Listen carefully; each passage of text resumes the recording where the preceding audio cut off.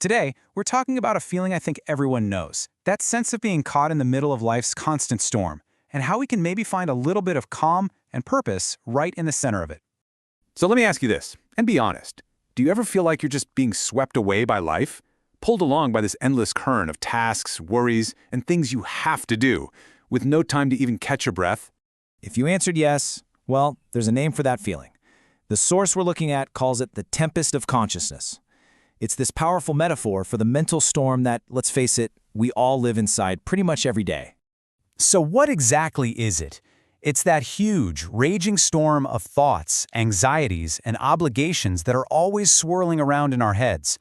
It's a relentless current, and it's driven by this fear that if we pause, even for a single second, we're going to fall behind or miss something important. I mean, think about your typical day. It feels like this, right? A constant state of just rushing from one thing to the next. And there's that nagging feeling of being just a little bit behind, always trying to catch up with a clock that just refuses to slow down. But then, out of nowhere, something breaks through all that noise. Something small, something unexpected. A little moment of clarity. For the author of our source text, it was literally just a sudden glint of sunshine. And the realization that comes with it is so simple. It's not some huge philosophical breakthrough. It's just a gentle, quiet reminder to catch the moment. Now, here's the most important part. Catching the moment is not some passive feel-good slogan. It is an active decision. It is an act of your own free will. It's you making a conscious choice to step out of the storm, even just for a breath. And that simple choice, well, it opens the door to a much bigger one. It's what we might call the hero's choice. It's about the two fundamental paths that we can all take in this one life we have. So let's look at these two paths. On one side, you've got the safe life. You know it. It's about conformity, it's about comfort, but it often leads to feeling like you're not really being yourself. And it leaves you with that nagging question, is this all there is? Then you got the other path, the alive life. This is the hero's journey. It's about using your free will, taking those scary, sometimes clumsy steps forward into the unknown to find out what your full potential really is. Which, of course, brings us to the real question, right? How do you actually do that?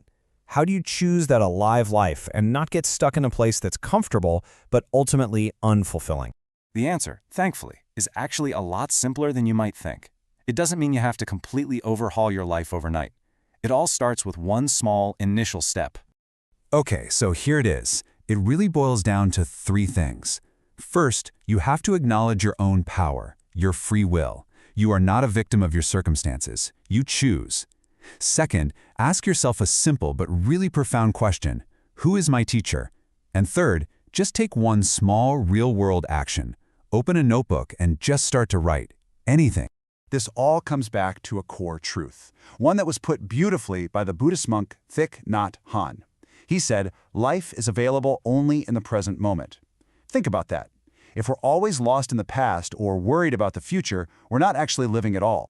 So, that question, who is my teacher? Well, the answer is you. Your teacher is yourself. You already have everything you need to find your own way.